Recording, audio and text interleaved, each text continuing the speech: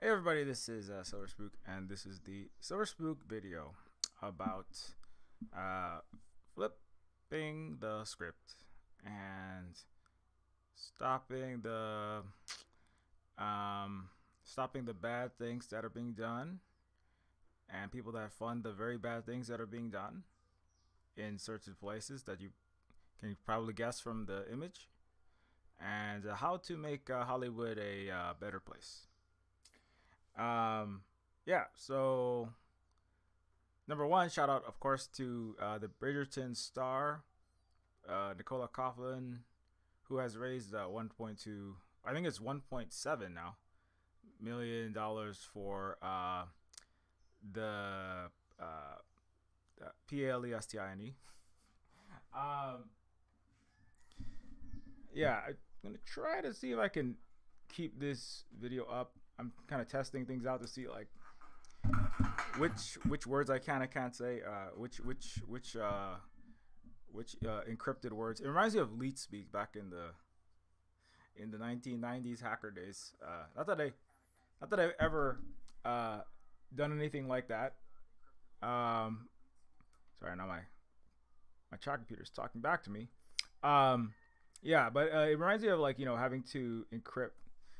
Back in the days, you had to say words like you type words like 1337 or H4X0, like it's a old it's like an old like Gen X and millennial 90s joke that like you, I guess it's still used in some places, but you'd have to really you had to like change all your letters into numbers or intentionally misspell certain things. Sometimes people were typing really fast when they're playing first person shooters. That's where like PWN you got pwned is because people are like typing really fast while they're shooting in these 90s and 90s era games, and you'd have to like encrypt what you were saying, or it was the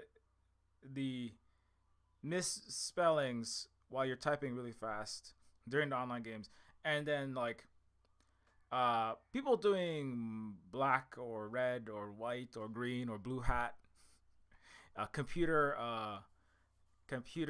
tinkering, let's just say. um they would also like change their letters, and anyway, so that's just kind of an aside, but I'm doing a test to see like what I can say on this thing without my videos getting disappeared. um yeah, recently somebody who was speaking out, several people actually disappeared. Somebody, I don't even know if I can say his name on this stream because of the level of censorship and the lack of so-called freedom of speech. The Bill of Rights apparently don't exist, and the Star Spangled collapsing failure. Because yeah, people like many people are like can't even leave. They can't even travel. They're having their passports seized. These are people who are like former U.S. military, former U.S. government, even not committing any actual crimes. I mean, they're saying things that some people don't like, that have some power, but like, yeah, it's getting pretty bad out there. So I hope there's a YouTube to put videos on in the next year. There might not be any. There might not be any. There might not be any platform soon.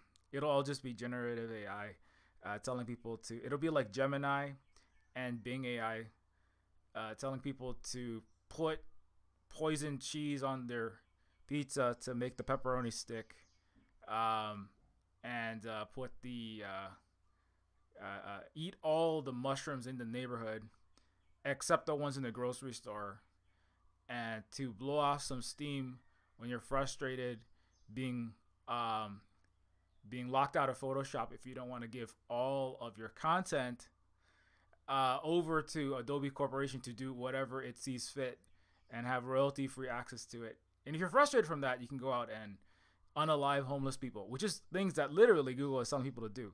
So that's all the channels are going to be soon. And then they'll be like, somebody saying, free the PALSTI place, and then they'll just the last person that is saying anything useful like that is just be blinked out, and that'll be the end. So anyway, but that's kind of all an aside about the platform that we hope that we still have access to. Anyways, But I mean, it is relevant because why are they trying to stop? Why are they trying to stop people from talking about that? I mean, it's a good question, right? They're trying, but people are still talking, right, about these very important topics. They're trying to ban. They're still trying to. I think they have not succeeded. I think yet, but they're trying to ban TikTok. The U.S. Is trying to ban TikTok. They're trying to get rid of everything that they can. France banned TikTok in New Caledonia. Just another related topic. They banned TikTok in New Caledonia. France is currently unaliving huge numbers of native people, native Pacific Islanders. They're what can I even say on these streams anymore? They are making not alive many native people, and they France banned TikTok so that nobody could see it because of the things that are happening that are giving the United States and its good friend in the Middle East a really bad name, right? That it deserves, right? It's just showing what it's always been. And so France has banned it as it's doing the same thing. So there's an informational cyber narrative war. I mean, ultimately the ultimate struggle is always the global struggle, the global war, if you want to call it that, is always run in the minds of all the people within it, in the politics, which is just what is in the minds and the narratives and the beliefs and the consensus reality in the minds of every individual on the earth, right? That's where the struggle is ultimately won. If you can convince the whole earth, like if you can convince with mass, through oral, through books, through print, through newspapers, through then TV and then radio or whatever confluence, universities, Hollywood movies, video games, social media. If you can convince 90% of the earth that wiping out an entire group of people is the right thing to do, right? Then however horrible it is, you can succeed in that. Right, so it's kind of a big part, if you wiping out certain people and then saying, well, they deserved it. If you can convince a majority of people to believe that, then that is the side that can win. I mean, that's basically what happened in actually the World War I and World War II. It was a lot of people died, and a lot of people actually fought to stop. A lot of people fought to stop the United States and France and Britain and the Western powers from using Central and Eastern Europe and many other and some other parts of the world as well, but primarily, obviously, Central Europe, the Western end of Europe, using a lot of Central Europe to wipe out entire people. Now they failed to wipe out the people east of Germany, right? And they were defeated. And then they told themselves the last 70 years has just been the Western, capitalist, Western so-called rules-based order telling themselves stories through movies, right? And that's where this comes into play, right? It's the United States and Europe and NATO. They have been they have not. The U.S. has not won a single war of any kind of scale, basically ever. It's never won anything. It didn't win World War II. It made a lot of Captain America. It made a lot of Hollywood. It made a lot of Steven Spielberg Hollywood movies about itself. And it's convinced much of the world that it won. It didn't. The United States and the West didn't win anything.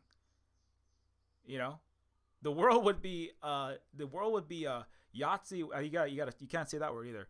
The world would be a Yahtzee with an end planet if it weren't for the other side. Right, but who if you ask the average person on the planet Earth, right, or maybe until very recently, now the informational, the struggle, the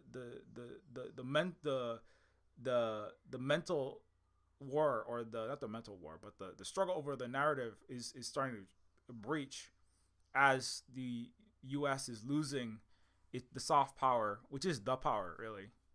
Obviously, economic and military and hard power matters, but what people believe about where things are going is, like, in many ways, is in many ways as or possibly more important, right? But the world believed that the United States, but also when the U.S. just like locked out. The U.S. is the Western capitalist imperialist colonial entity that was not destroyed in World War II. It just kind of lucked out because of its location. With whereas all the other ones were like right on the edge of they're in the same continent, right? They're very close to where all of the fighting was happening. The U.S. is just the Europeans that they use it. It's just not they use it. Yeah, they do use it as a retirement home and a place to put all their money and to continue to try to get their imperial capitalist most horrible system ever constructed going. It's basically, some people estimate like 20 to 50 of the richest families that have survived for thousands of years or at least centuries and want to keep that colonial system going, and the imperial system going. And the United States was a place to do that. And that the U.S. through Hollywood has told stories about how, right, and with, as I bring up a lot, Ayn Rand's motion picture screen guide for the preservation of American values, it literally was a screen guide for how to use. It was a screen guide for directors, writers, actors, etc., for how to manufacture planetary consent. And Hollywood was just the latest, and the cinema, right, was just, and the TV was just the latest and greatest mind narrative, propaganda platform, a medium. Like the medium is the message, but it's really just the mediums can change. It's just if you have a more advanced medium, right? It's an informational arms race, or it's an informational. Whoever has the most widespread and successful campaigns in that sense. Marketing is just a consumer version of a larger complex, right? Which is about making people believe particular things and stories and narratives about the world that are constructed. Like the Britain was a print empire, and America is a Hollywood empire. None of them are particularly good at fighting and winning wars. Right, Russia is actually as Russians would tell you, if you could hear them, but you can't, because they have not been as successful for many reasons at reaching a lot of the world as the Western capitalist imperialists have. But Russians will tell you they won World War II. In case you don't know that they won World War II. They're the ones that are still fighting the Yazidis with an N today. The thing is, if the world doesn't get consumed by that, and nuclear annihilation, and climate and other annihilation, and or fascist planetary annihilation, it will be again the Russians who do the majority, vastly all of the fighting, and the other side that is pushing all of the same horrible people down everyone's throats. I mean, in case you're not keeping up on current events because you can't, because you live in the West, so it's hard to even know what people have access to. But the Russians defeated the Germans in World War II. They fought Napoleon. They fought multiple actually competent armies, in a particular land armies.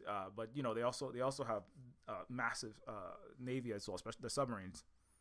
If they need it, but they don't really care about trying to subdue and subjugate and oppress people around the world to steal the resources.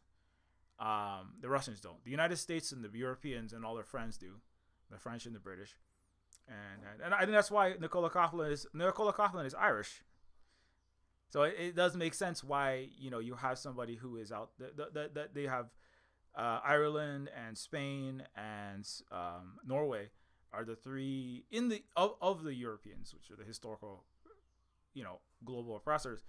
They're the three that have turned an about face on the Palestine issue, and I think it's no coincidence that it's an Irish star that is, because there's very few in Hollywood, right? As I said, I'm kind of going around the topic, but if you accept what I'm saying, which is that controlling the minds of planetary populations, in your domestic population, right, to manufacture consent for this, not just war, but can manufacture consent for a horrific planetary unjust hierarchical system, capitalist, colonialist, etc. system, then you know if you accept that, then it also stands to you can also take from that, infer that the people who are going to be, if there is a possibility, right? Because we're talking about flipping the script and making Hollywood better, then the places where that's going to come from, it's not going to come from your average American actor. It's not going to come from your average Canadian or actor, director, writer, screenwriter, or British or French, you know. There's a good historical reason for that. Obviously, now the difficult thing. This is the difficult thing to solve. I know, again, this assumes that you accept many things that I've said, which is like, how do you get the sometimes I call it the Death Star satellites, right? The vectors through which information and narrative is transmitted, right? Like, obviously social media is a major one, right? Because that's why the US and ISRAEL are saying we have to get rid of TikTok, right? It's a serious threat to our control. I remember the US Navy, like back when the Red Hill, when the United States military, which has a massive 250 million, it still has, it's not gone, it's defueled but not gone. The US has the world's largest military fuel storage facility, underground fuel storage facility in Hawaii. Here, I'm a native Hawaiian, and they've been poisoning Hawaiian water they've been spilling that stuff in our water for the last 70 years since it was built after World War II, or it was actually built during World War II, right? So, so that whole time, there has been like in 2019 and 2020, basically every year there was a mega big time spill in 2021 that poisoned 100,000 people's water. It was even on CNN at that point. It was so big, it was unhideable, right? But it could have been hidden still. But people like me, who I use, I mostly use Twitter. That's my number one most used platform. I probably have the most following there. But there's other people posting about it. But in that time, TikTok wasn't quite as big as it is now. I was posting a lot about that when nobody was posting about that. There were like a couple small Reddit threads, and then a few environmentalists maybe posting a little bit about it, but no, not many people were talking about it. And then every single day I spent like 4 hours like making huge mega threads interconnecting Hawaii, the history of Hawaii, U.S. occupation, the environmental, climate change, the cultural, connecting that to the entire history of imperialism across the world. The plan to try to contain China and prevent the eclipsing of the U.S. and by extension the colonialist capitalist system and all over Western Europe. And I tied all of that together along with the illegal U.S. occupation, overthrow of Hawaii since 1893, where they banned their language and culture, destroyed a universal healthcare system, stopped the successful socialist anti-imperialist country Hawaii, right? And I was like posting since 2021. I basically every day been spending some amount of time doing that, right? The Navy admirals in 2022, in like January 2022, they actually said internally, like it was leaked, there was an internal memo from the United States, the highest levels of the U.S. military, right? The Indo-Pacific Command is the number one command of the United States military, which is the premier superpower. The Navy admirals said it was a newly appointed Navy. He was either admiral or like a general. It was one of the very high captains, and he said, "I'm happy to be working here in Honolulu. I'm happy to be working here in Pearl Harbor, Hawaii.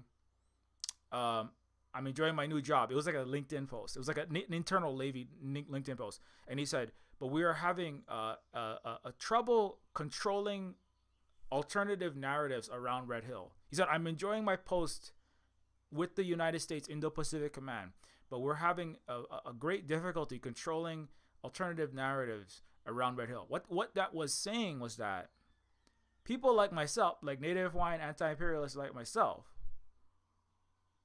and not just me, obviously, but many people who are sharing that, talking about that, and sharing that, and spreading the information, really, as like a Mach 8 hypersonic missile of informational warfare, right? That was, and if it was just one person, right, then it could easily be controlled. Just turn that Twitter account off, right? But it's not just one person. That's why they have to ban. That's why they're trying to ban TikTok and trying to control social media and make all social media into some kind of AI generated slop, right? Because I think one of the plans is if they can make people, they can have a plausible deniability that it was just accidental AI, right?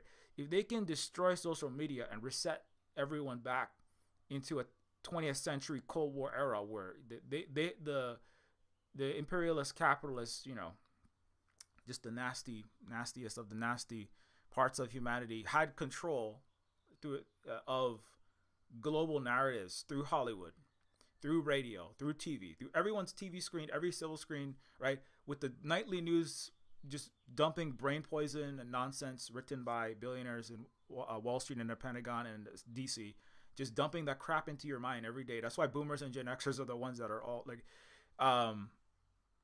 it's like you almost can't relate to them because they're still consuming 20th century brainwashing media that the United States was the apex of, right? Of producing, right? It's basically it's the Europeans, but they're all in flames. So the U.S. is their lifeboat, Europe basically, and so they push this stuff out there, and this is why so much there's record numbers of young people, millennials and Gen Z and Gen Alpha are like cutting off their parents because they can't even talk. They can't even have conversations with them anymore. It's like it's just constant banging your head against the wall because you're saying things like, okay, we're going to go to this rally. And they're like, what are you going to that rally for? Why are you supporting those horrible, Hamas killers? Why are you going to know that for? And you're like, you can't even talk to your parents anymore, right? Because that's like what most people that are not still locked into the dinosaur, like not the dinosaur because it's still around, but, the old world 20th century Cold War imperial matrix, right? There's people that are still stuck in that matrix trying to talk to, like, you're trying to save them, but it's also like trying to get them out of that. It can be incredibly frustrating, and you don't even have common reference points, right? But that's because like that's the growing pains, right? And there's gonna be, it sucks, but there's gonna be a lot. The people who won't come past that wall of the Western imperial media into global multipolar democratized media, and also by extension Hollywood movies and just movies and shows and games, massively online multiplayer games, because all games, everything is political, and books and everything else. The people that are not going to come into the new world, right? It's unfortunately, they're just gonna have to be struggled against. It sucks, but and that's a lot of people's families in the West. Many families and they will continue to be severed into pieces, and that it's not fun, but like that is part of paying for the sins of your parents, that we have to. And well, not necessarily your parents specifically, but the failure to make things better. And so but anyway, so I think that like, if like more people, so it's a struggle of,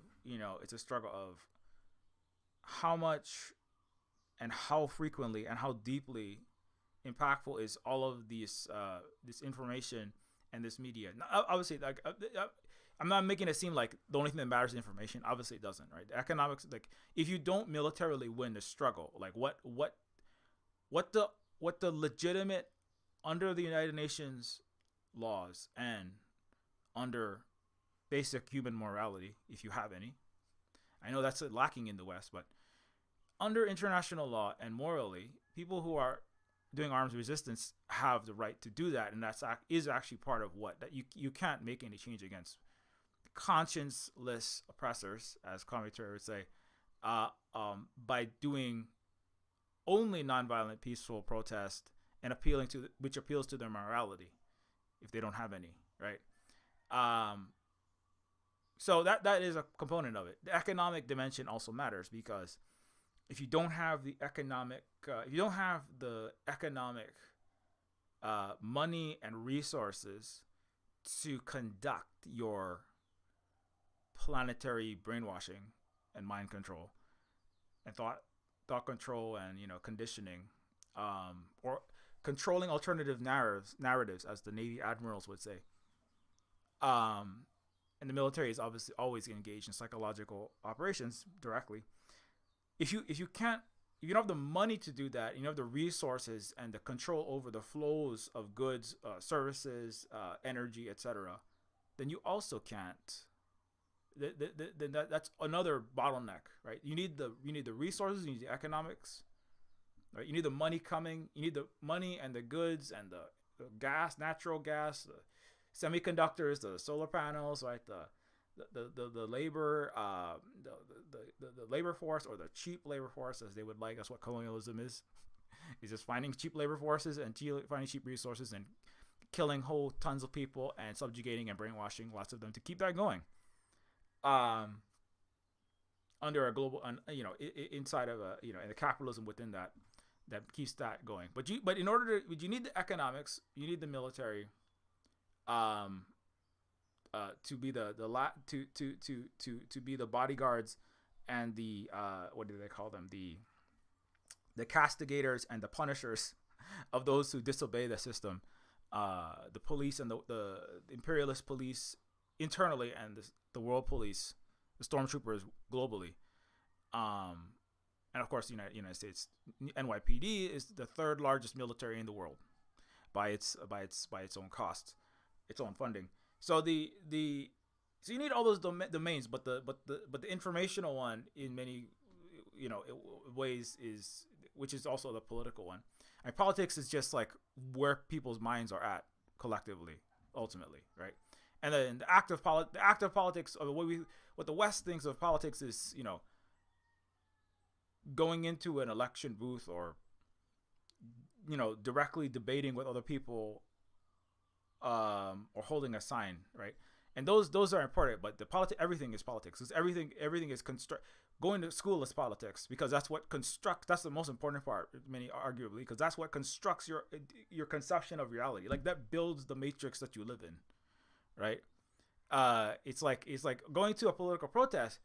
This is like throwing, going to a political protest is like people in the matrix holding a sign about which agent to vote for, not knowing that both the agents are, but that which of two ostensible presidents, but they're actually both agents to vote for, right? That's actually not as useful. I mean, what you need to do is like have young people who are not growing up, right, inside of a matrix, right? And that's coming back to the cyberpunk matrix metaphor. That's why it's hard for millennial, Gen Z, and Gen Alpha are like getting outside of that, right? And the other ones, the boomers and Gen Xers, are still screaming at each other about whether Trump or Biden is gonna make the world great again and America great again and save everything, right? And so the politics was not. I mean, obviously, like showing up to events and rallies, that does matter. Certain kinds of events and strikes and stopping the mass college uprisings, Occupy Black Lives Matter. I mean, those kinds of things, make differences. But, the thing that builds the entire basis upon which, and the whole platform, the whole, like it's like the entire possibility of the world, and the understanding of the world. That's all the politics, right? That's where the real politics is. That's why church, like, it was in for the Romans. That's why they had, the priests, or then later the pastors, when you had a alternate narrative constructed by the Protestants, right? But the priests were very central because those were the schoolers. That's where you went to school, right? That's where you learned what the world was when you went to the priest, and then the Holy Roman Empire would install its narrative into you, right? And the colleges basically took over for the priests. When the so-called Enlightenment happened, that didn't actually change very much in the sense of getting away from a racist, colonialist, capitalist, imperialist, unjust, hierarchical system. But so anyways, and so so obviously not just Hollywood's not the only thing. There's like your education. That's why there's such a fight. Again, that's why there's a fight over education, right? And there's a fight to get either PragerU into schools, get rid of the woke in schools. Because when you say woke, what it just something that woke is a more right wing leaning term in a pejorative sense. That just means teaching people the truth about the world, or teaching the alternate narrative about the world. But there's like liberal and conservatives attempts to basically crush anybody who's teaching anything that deals with the history of racism, of slavery in the United States, the injustices, the history of colonialism, the true history of capitalism, anything like that is just basically banned from almost all schools at this point. If you get caught teaching, even in New York, even in liberal blue areas, right? The liberals actually, Ajamu Baraka, I believe, just shared on social media that liberals are actually doing more fascism. They're the competent, effective fascists, the effective imperialists. They're the ones that are banning people. They just took, his name starts with his last name rhymes with Fritter. I don't even know if I can say his name because the Democrat one platform is doing more censorship than the Yahtzees with an N. So frustrating. I have to do so much. I like making up words. I'm a science fiction, speculative fiction writer. I love making Neofeud and Neofeud 2 and Terminus Machina of virtual cyberpunk worlds. I don't like having to come up with, in order to get my stream, because also I have, YouTube cut my live streams off, like for the last like 4 to 5 times in the months of like April and May, right? I haven't noticed it as much, but I've been kind of like I've been talking about slightly different things. So like the level of censorship is much more in the Democrats and in the liberals. The conservatives, they are more rabid and like trying to do it more overtly, but it's really in ineffective, stupid ways. Like taking a bunch of books, right? Wearing a cowboy hat and with the Remington rifle, shooting it in the air, throwing a bunch of books that have rainbows on them on a pile and setting them on fire. Like that's just not a very effective way, to get people to not learn about, LGBTQ plus, racism and all those other things that they might want to stop. It's not very effective. What's more effective is just like blanket wiping out billions of people's access to any of that information without them realizing it, by changing the entire world's informational access system called Google, called social media, called YouTube. Right? Way more people, right? If you burn 50 books, if you burn 100, even if you burn 1,000 physical books, before you could burn enough books that it would make a real difference, right? The conservatives, right? 1,000, even if you burn 1,000 queer books or something, right? Or queer, black, left books, anti-capitalist books, Das Kapital. You're like, we're gonna stop the postmodern neo-Marxists. By the time even if you burn 10,000 books, that is 0.0000. How many people? I mean, 50. Let's say 100,000 people might read those books at some point, right? There are, people are using, like billions of people are using for 8 to 16 hours a day to get all kind of information, including ebooks. You can't burn the ebooks. This is the thing, right? It's conservative. The conservatives are bringing a Guy Montag, conservative flamethrower to a hypersonic missile, AI automated swarming drone warfare, planetary psyops matrix fight. You like this, the flamethrower, the gasoline, taking a Texas oil baron's gasoline on the back of your Cybertruck and then shooting it at, or I guess Cybertruck is E, so taking your Ford F-150, hooking the gas tank, the double wide gas tank up, and shooting gasoline with a picture of Donald Trump, Ron DeSantis, and Ted Cruz, in 100-foot wide banner, be in the background of your YouTube video, and going, yeah, we're gonna stick it to them queers and them blacks and them commies, and setting 1,000 books on fire, right? That is not even a fraction of an iota of a percent of that's not even like an electron orbiting a neutron nucleus in the scale that the Democrats censor, or the liberals censor, right? That's why the liberals, they got to take over, because Donald Trump was wrecking the U.S.'s ability to keep going as an empire, not necessarily keep going as humans. So anyways, but so and Hollywood is run by the Democrats. That's where it matters, right? The official school curriculum is run by liberals. It's not run by conservatives to a large extent. Not the ones that we think of as conservatives. I mean, they're all right wing, but what the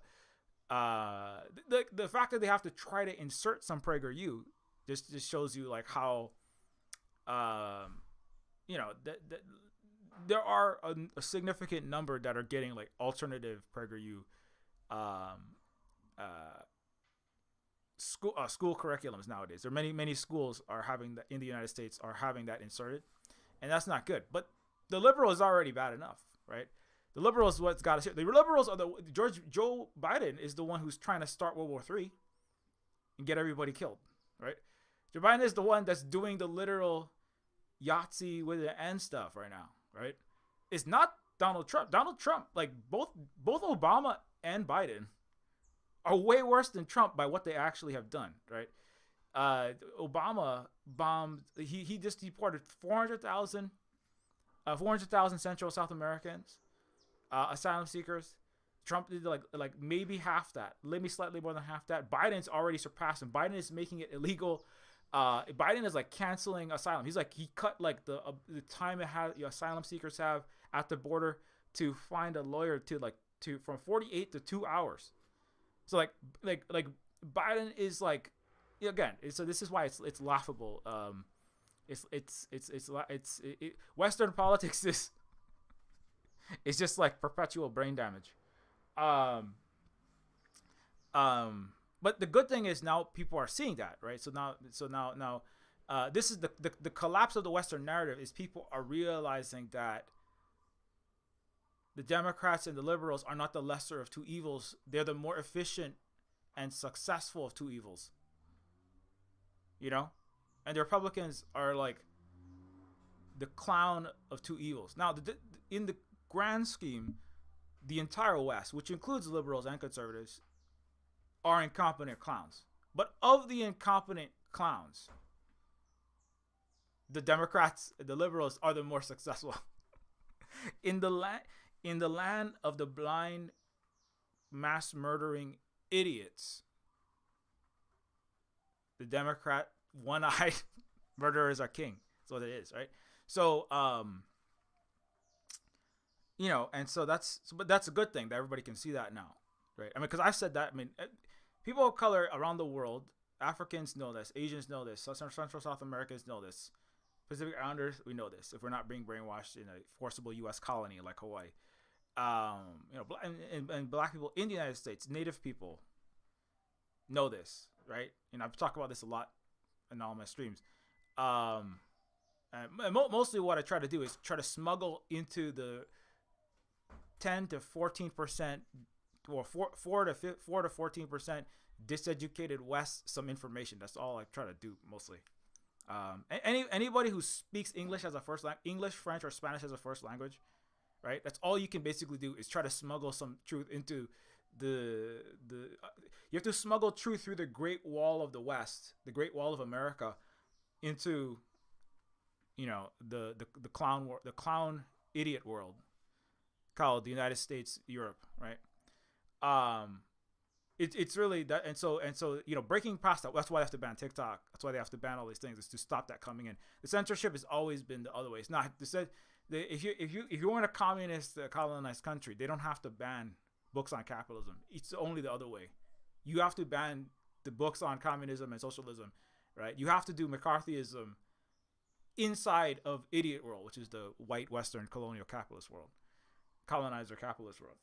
The other way, you can learn about everything because your system is true and correct and functional and better, and is the answer to climate change, global pandemic collapse, financial and economic collapse, war, nuclear war, and genocide, right? So you don't need to hide anything. You only need to hide things if you're on the other idiot side. And so that brings us back to the puzzle, right? Which is how do we smuggle as much truth?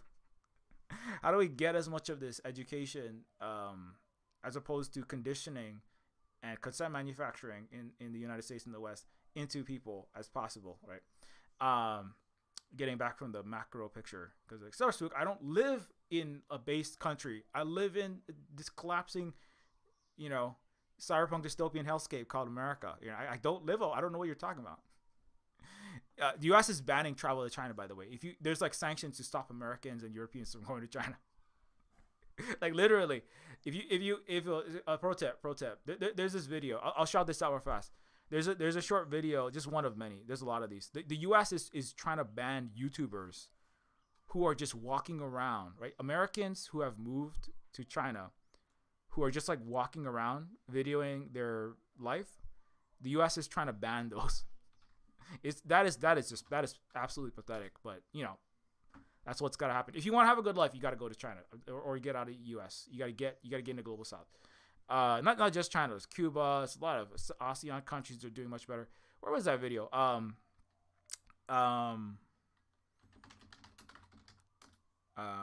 probably find it here.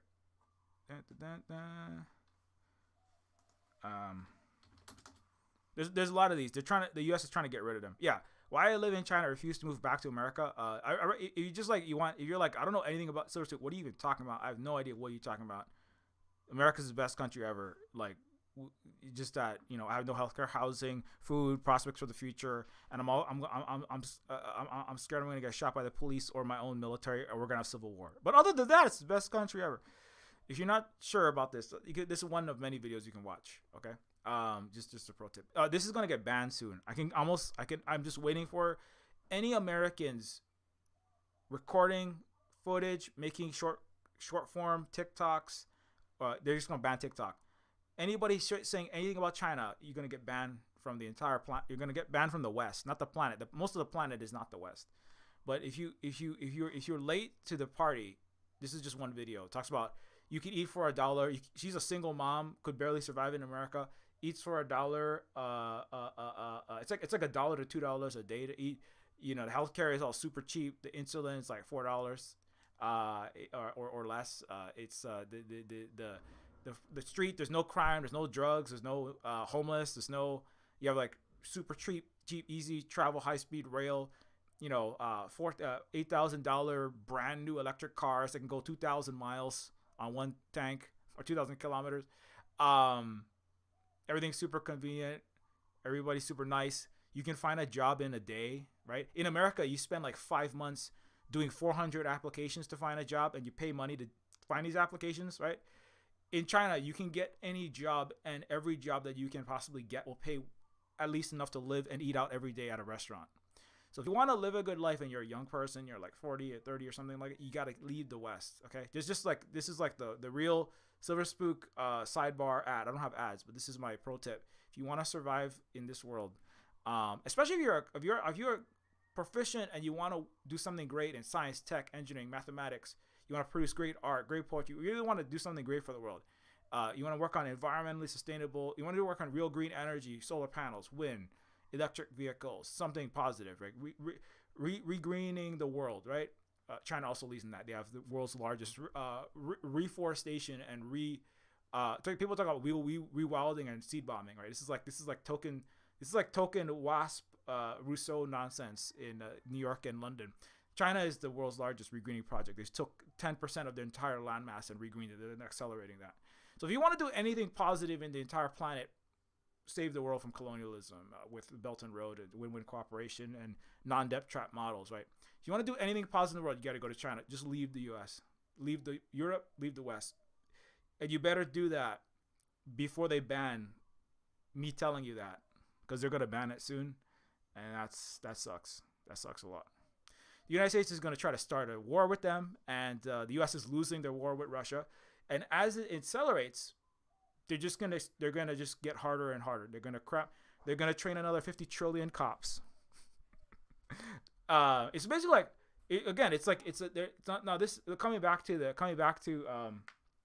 coming back to where before I dovetailed. So there's the economic. I mean, it's more than that, but this is just a quick, because I only have so much time for this video. There's economic domains, there's military domains, and there's the informational, psychological, narrative domain, right? Just as a shorthand.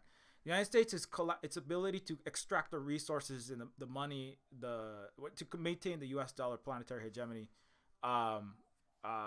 to control the world's resources by basically being able to print money, force everyone else to use it, and by extension, basically be able to absorb everyone else's, steel, coltan, copper, iron, energy, gas, other fossil fuels, produced goods, manufactured goods, semiconductors, like I said earlier, chips, phones, cars, everything else, right? The ability to buy all this stuff and bring it in. In the economic domain, the United States is losing for a non-imperial planetary hegemon, right?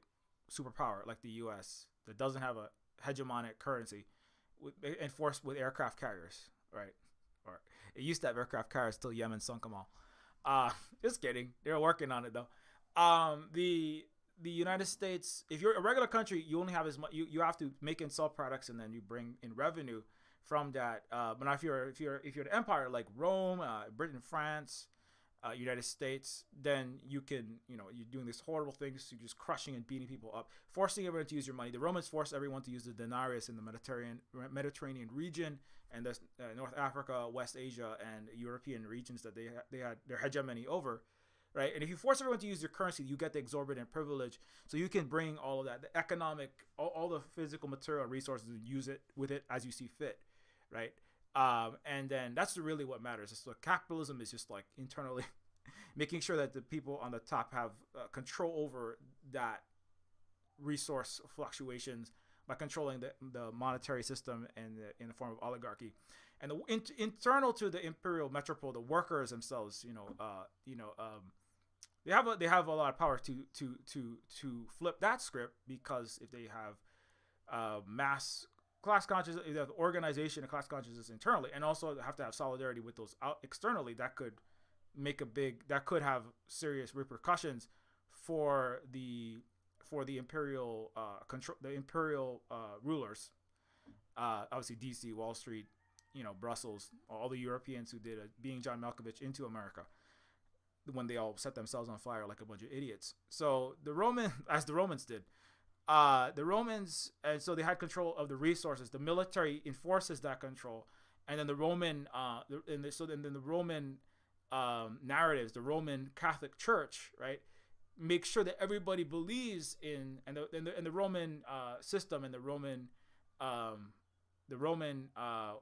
they had different people at the time, but the people who tell people who and what Rome is, and maintain the signal of the Roman reality, maintain the presence of Rome in everyone's mind, because Rome is just a concept in everyone's mind. It's like this great, powerful thing that has these symbols and these characters and this story and this history, and these are the Caesars and these are the rulers, right? And this is the great history, and it does these great things for us, right? Look at these roads Rome built. They remind the fact that a road is not worth your entire people being subjugated, enslaved, and destroyed, and forced to become part of this horrible entity, right? So it's like saying, because the U.S. has the same thing in Hawaii. They're like, oh, it's so great because we bought you roads. Like, roads that bring in death squads are not worth the roads. I'd rather have like a slightly less good road and not the freaking death squad and the enslavement. That's like saying to the Africa, it's so great that we built a road that we brought all of the people who chopped all your arms off with King Leopold, right? This is a bunch of nonsense, right? We built you some roads and then we left you forcefully underdeveloped, which is what the Romans would also do, right? And what the Europeans continue to do because they're just the new Romans. Leave Africa and Asia and everywhere else, Latin America, forcefully underdeveloped. It's not worth the roads, right? Oh yes, the U.S. brought some roads to Guatemala and then killed everyone because they tried to ask for bare minimum dignified wages. But we brought you some roads and then we blew them up. Oh, we brought some roads to Gaza, right? It's really nice. We built you a little port to bring the death squads in to kill people with flower massacres. Is that what is this? This is a bunch of bullcrap. There's never been any civilization in the West. Anyways, but they need the roads. The U.S. needs its airports to align its death craft, right? Its B-52s and all of its F-16s to go blow up lots of little children, right? Because it's not very good at fighting actual soldiers. This is another lie. The Romans, they were a sizable and formidable army at one point, but they were not as good as they have been made out to be because they had their own Hollywood, right? And the United States continue to make shitty movies about that, like 300, right? By fascist Zack Snyder, which is about African, a 7 foot tall queer African man being the scariest thing possible, like Xerxes, who comes to fight the so-called great original Western man, the free Greek, hyper-militarized, actually fascist Spartan. And that's the Hollywoodization. That's the modern Hollywoodization of the Romans' own Hollywood that they had about themselves, right?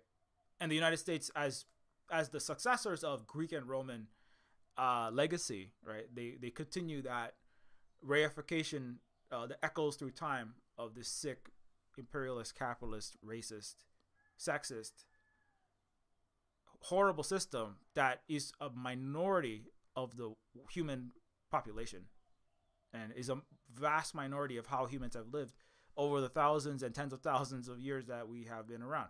So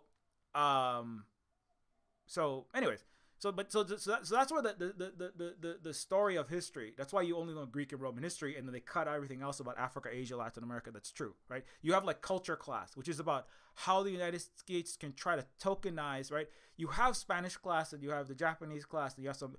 Watch a Hawaiian do a little hula somewhere, right? In the Hawaiian Punch ad, or when you watch her shake her ass on your Jeep Grand Cherokee dashboard, right?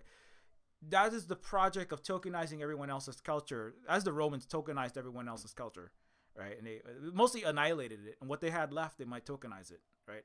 And they said, "Oh, look, you can be, you're not the many indigenous peoples of what used to be a peaceful, cooperative British Isle. You're just all like Northern Romans. We'll call you Britons, or there's like, well, like they incorporated symbols and bits of things. They would, the Roman Catholic Church, sometimes they call it syncretism, but they incorporate little bits like of your local culture, like the Easter egg, the Easter itself a pagan holiday, incorporated in after they wiped out and genocided a whole lot of people. I'm sorry, Genocideed, because of the planetary Roman Empire's anti-truth telling censorship. I gotta say Genocide. I'm sorry. So if you want, so they would incorporate all of these people's stories in order, so that Barack Obama is incorporating the black diaspora, right, tokenizing him, and to bring all of people that descended of African descent that have been crushed, colonized, enslaved inside and outside of the United States, and fold them into the empire, right? So that storytelling is very important. That's why having a black Captain America is one of the most horrible things that could ever happen. That's why I talked about that last week with Moana, right? I don't want an American Moana. I don't want an American Hawaiian story. I want an actual Hawaiian story, with the truth, which is that we're not part of America, and not because we like hate people who are like from, I don't know, some podunk in Kansas or something specifically, but because of the empire that forcefully colonized us, banned our language and culture, made us a colony, erased all of our history, and it's beat the crap out of my mom when she spoke Hawaiian in class. And like we could have, like, there is a future where we could have positive relations with potentially people calling themselves Americans, right? Like if America could deal with a lot of problems and trauma and damage and reparations and restoring of equity inside America, Hawaiians and Americans could have good relationships potentially, right?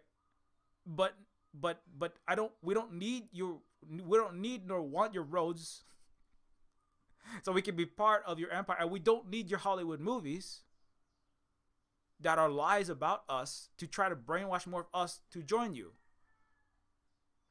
right? And that's also why we also support the Palestine in their struggle. There was recently a black leader in Africa. It was a black anti-colonial leader in Africa who said, "You'll know," and I said this before too. You'll know. I didn't read this until now, but he said, "You'll know that I have betrayed you. You'll know when I have betrayed you when the United States suddenly starts praising me or something." What did he say? It's like, "You'll know I have betrayed you when I suddenly start showing up in pictures with Europeans and Americans, right? If you're not catching flack, right, you're not over the target." There's a Russian that recently said that as they beat the crap out of the Nazis that the Yahtzees with the N that the United States is putting in Eastern Europe and getting all of their Ursula von der Yahtzee to sign everyone up to go die for nothing but evil and planetary colonialism and billionaire profits. So if you're not saying something, if you're not struggling to get jobs in the Death Star's propaganda filming engine, right? The Death Star's propaganda filming engine is Hollywood, right? Disney is like the preeminent of that, but it's all of Hollywood. It's all of Western media, news, shows, movies, and games, right? There's a revolving door job at the Pentagon for the Call of Duty executives. I'm not even joking about that. Every 6 months, he says half of the year he spends in fucking DC trying to figure out how to manufacture consent for the next imperialist military GENOCIDE to enforce the global resource extraction system to maintain global hegemony and power, so they can make more movies, so that they can enforce more hegemony so they can extract resources by sending more military in, so they can make more movies and games to brainwash more people to go send them out. This is how, you see, this is how it works. It's a cycle, right? Each one of the three of those the economic, military, and informational or narrative or mind control, each one of those reinforce each other, right? The more you control people's minds, the more you can force them out. You can exhale the imperial fire like a dragon, like incinerate vast swaths of the resistances around the world, right, against your empire. Suck in all the resources and their immigrants that are now in a war zone that want to survive. When they come in, you brainwash the immigrants, you shoot them back out, right? You suck more back in. So the imperialism is like a Category 7 pyro NATO, and the hotter the world gets, right, the more refugees there are, the more they can come in, they get brainwashed, they get sent back out as stormtroopers, right? Or if they don't get sent back out as stormtroopers, they can make Hollywood movies that will brainwash more, and they bring more in and they shoot them out.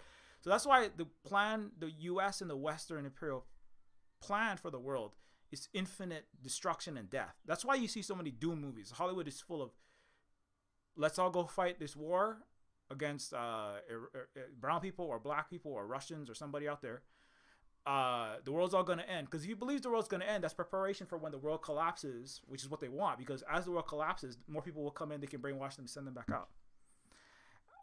Right? And suck more of it. If they could just burn all 7 billion African, Asian, and Latin Americans, right, that would be optimal, right? Because then you have all of this land that you can suck resources out of. And then the climate, maybe you could keep capitalism going. That's what some people said they want nuclear war, because if you kill 7 billion people, then you could keep imperialism going for like 1,000 years. Like somebody's sitting around going like, if we can't figure out how to get off of Earth, if we like burn 90% of the Earth's population, we could come out. It's what Fallout TV shows about, that's a true story. That's Herman Cain. It's the real Doctor Strange stuff. If we burn most of the Earth, we can we'll have a lot of time to liquidate the world's resources to benefit a tiny minority of people that kill everyone by brainwashing everyone to tell whatever they need to tell people. So I mean, it's the sickest possible thing you can think. Think of something extremely sick. Think of something worse. Think of the torment nexus times cube hypercubes. Think of the worst possible. Think of like I have the mouth and I scream. The most worst thing you could possibly think of, right? Science fiction writer imaginations cannot encapsulate the scale of evil that the Greco-Roman, British, French, Spanish, American, white world is capable of. It's not capable of conceiving of how horrible it can get, which is why we better stop it sooner than later. It's kind of like stopping the skin cancer when it's a tiny little patch of a few blots, or it's like stopping the COVID before you even inhaled it.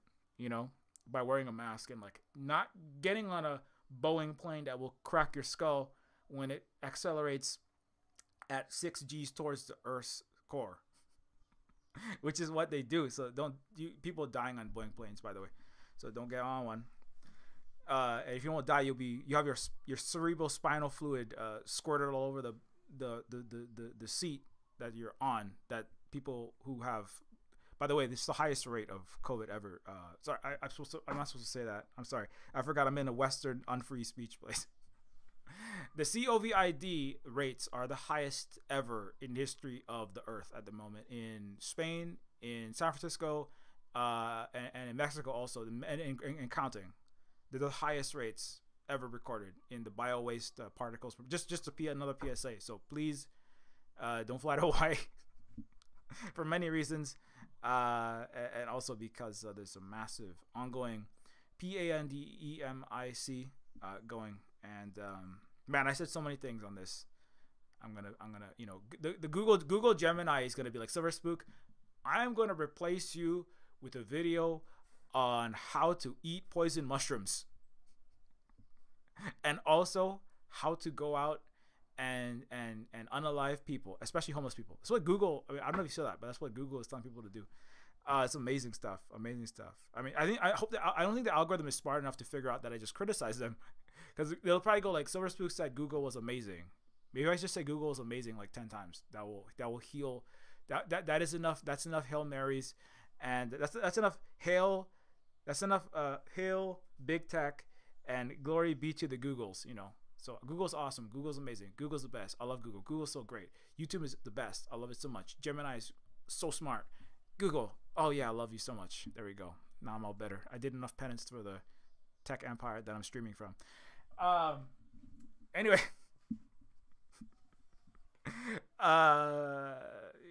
he says with gallows humor, chuckles.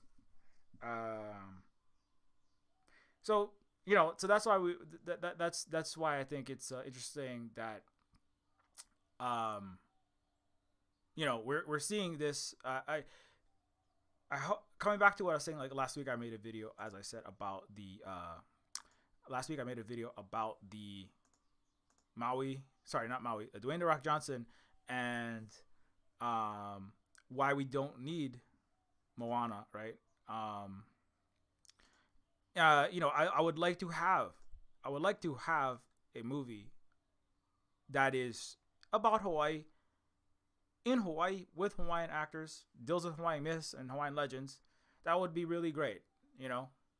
I didn't make that because I don't want that, right? But as I said, right? It's like a lot of black people, right, they were enthused about the possibility of a black president, right? A lot of people of color and women were like, hey, there's a black woman in the vice presidency, right? Okay, so that means what is taken from you when you get that black president, right? Like, what? Yeah, that's be nice for representation, but I mean, in getting that, is our life actually gonna get that much better?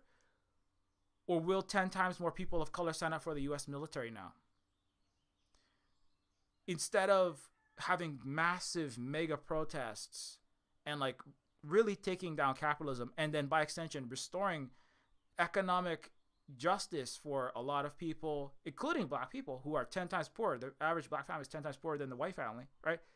But Obama's Democrat black historic presidency like smothered a lot of the energy that could have gone towards Occupy, could have gone towards making black lives actually better.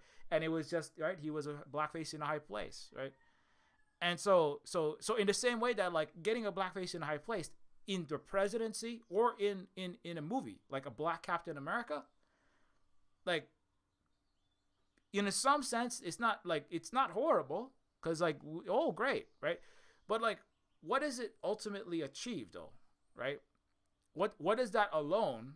If you have a black person who is actively working against black interests, like he literally pretended to drink Flint water. That I don't know how you can, which is a majority black area that had its water was coming out as poison. It still is, by the way. Right? So, and he bombed 10 times more people of color around the world than George W. Bush did with drones. He deported almost twice as many as the supposedly worst racist president ever, Donald Trump did. Obama did. So as I said, right, if the representation is a competent imperialist, fascist, racist policies getting done under them, right, under a liberal and under a representation there, and also by extension in Hollywood. Because every time when Hollywood represents, with one hand it giveth and the other hand it taketh, and what it taketh might be a lot more than what it giveth, right? If it gets people to stop doing radical action because they feel like they're being quote unquote seen, right? This is like being seen by Darth Vader. Like Darth Vader goes, "Hey bro, I got an LGBTQ plus pin too. And by the way, let's all go kill everyone around the world in the Empire. Okay, let's go, buddy." Like if that's why Star Wars is not very good, right? Because what would be realistic would be for the Empire to have very, very, very rambunctious elections, right? And Darth Vader should be wearing an LGBTQ plus flag. Darth Vader should be like, look like a Barack Obama, right? It should be like, yes, we can. All right, everybody, let's go. Let's get out there. Let's go to Syria. Let's go, everybody. Let's feel that hope. Empires don't look like the Star Wars empires, right? The Star Wars empire is just like barely. It's like Western Hollywood, Soviet Union, barely veiled, right? But that's not what real empires look like. Real empires look like America, right? It looked like Mickey Mouse, McDoubles, people. It looks like Miami, Florida. It looks like people pretending to be good people, driving around suburbs, wearing a fucking Hawaiian shirt, right? It looks like what America looks like. That's what a real empire looks like. The greatest empire, most horrible empire ever, is the one that you're living in. It doesn't look like, people marching, goose-stepping everywhere, goose-stepping around, right? Star Wars is liberal white man propaganda because George Lucas is a liberal white man. He wouldn't have a job with Disney, or his shit wouldn't get shown in American imperial theaters if it wasn't pro-American imperial. So I don't buy any of that. Like you can take metaphors. I read metaphors and I use Star Wars as analogies, but it's less than useless for changing anything, right? If it was like, as I said, if you're over the target, you're catching flack. But Lucas and Star Wars don't catch no flack. The only time they catch some flack is when they start to mess with it. You go, why'd you put the women and the black people in my Star Wars? The thing is, like, putting a woman and the black people in a Star Wars alone, that's not going to make too much of a difference. Again, that's like representation in the Empire, right? Like, that's not going to make that much of a difference, right? If you start saying something, you're not going to get you're going to have difficulty making your show made, getting your show made, So like Boots Riley is like doing some actual work, because he got like disinvited to like the Academy Award. If Hollywood starts shooting at you, right? If you catch flack from the United States, then you're doing something, right? That's why I say it's hard, right? It's hard, and that's also why I don't want Moana 2, because Dwayne Johnson's good friends with, he steals Hawaiians' lands to give himself money, using on our stolen land, making us homeless. He's good friends with Israel and the U.S. Empire. He's Republican. He's like Obama too. Dwayne Johnson is Obama plus 200 pounds. Right? Literally lived in Hawaii. Is of mixed heritage. Is good at talking a bunch of bullshit. Gets people to sign up for the U.S. and the U.S. Empire. I mean, the military. And just believing in its project, right? So I don't want that. He's the worst thing that ever could happen. No, we don't need that. I'm not saying I don't want Samoans or black people or people of color in any shows, but I don't want them in shows. I don't want them to I don't want them to be useful tools to solidify the empire and the colonizer that is controlling and crushing us, not just us, obviously, right? And so anyway, so I don't have any answer to this question. Obviously, I'm posing that question of like, how do we I say I'm talking about flipping the script, but I don't claim to have the answer to how to do that. I'm just posing the problem, and one of them is that there are some stars, like, because one thing is, this is the PALESTINE, right? The watermelon question is a litmus test question, right? Because that's the number one. Most people with any kind of eyeballs and a non-censored screen in front of them, they can tell you that is the U.S.'s most precious of the modern Roman Empire, the most precious outpost. In fact, sometimes the outpost controls the empire, the imperial metropole, more than the other way around, for good historical reasons. But there is a usefulness to the U.S. that ISRAEL has. And so that's a litmus test of like, which side are you actually on, right? Because if you show up to a Hollywood audition, if you're a director trying to get funding, right, in the United States film industry or TV show industry, right, and you start talking and you do and say things, right, that are free, PALESTINE, then you're gonna be, that's a big, you're gonna get axed, right? There's the quiet silencing. That's and that's not just in Hollywood. Obviously, that's in the universities, as we all know, or we should know, in higher education and also in lower education to a large extent. It's in it's in all corporations, it's in all government, it's in tech, it's in finance, and it's science. It's everywhere, right, in the West. If you talk about that, you're gonna lose your job, right? They come out and literally threaten people. Sometimes they'll be like, "Look at all these people that lost their jobs." It's obviously if in U.S. government, right, and APAC's over there, like, look, 17 of all the people that we support all got elected. Everyone that this foreign government that meddled in the United States fake democracy, we got all of these people elected. Don't you want to join us? Join us. We'll meddle in all. This non-U.S. entity will meddle in American elections to get you elected. So, join us or die, basically, or die your career death. So, anyways, so that's a list. It is a good litmus test. So the fact that I don't know. Now, of course, I mean, I'm not saying that like this is gonna save the world, because Nicola Coughlan raised this money and still said FREEPALESTINE, but like it is interesting that that's able to happen. What I would like to see, like because so if we think about it as like there's a strong control inside the United States and inside the U.S. and Europe and all of its vassals, right? Japan and Australia and New Zealand and Canada. There's a strong control over the informational and the economic and the military, obviously, by the empire. Outside of that, you can say whatever you want, right?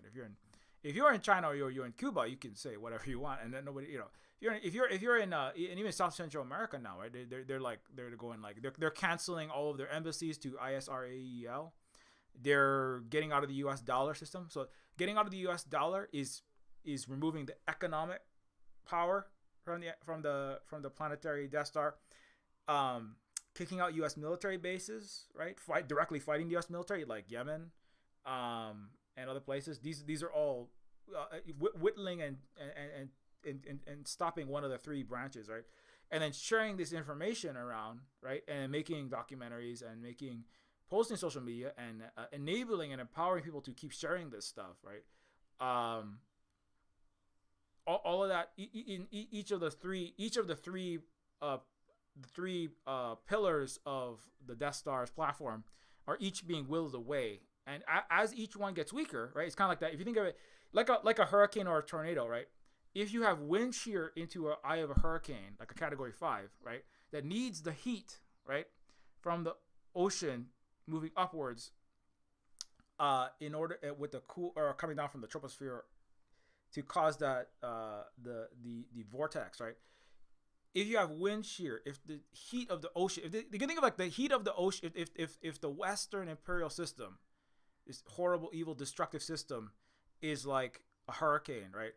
The ocean heat is like the economic branch, right?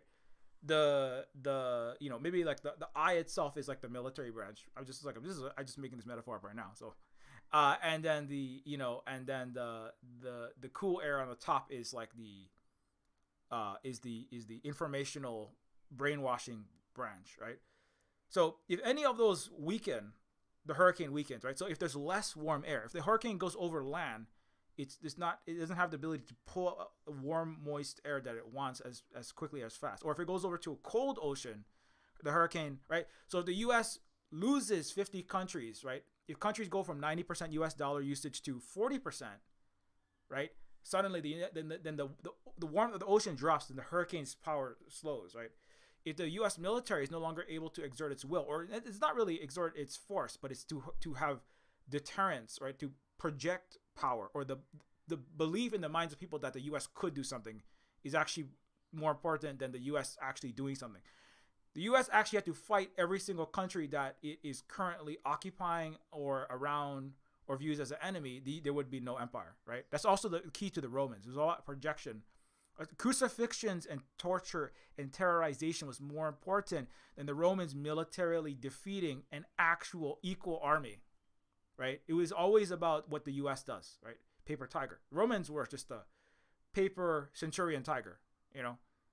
If the Romans had to fight stand-up wars all the time, they wouldn't have lasted as long, right?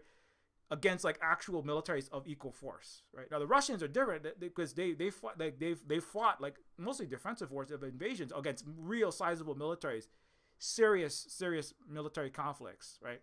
But the Romans, like the British were not fighting stand-up wars for 300 years with all of Africa, all of Asia.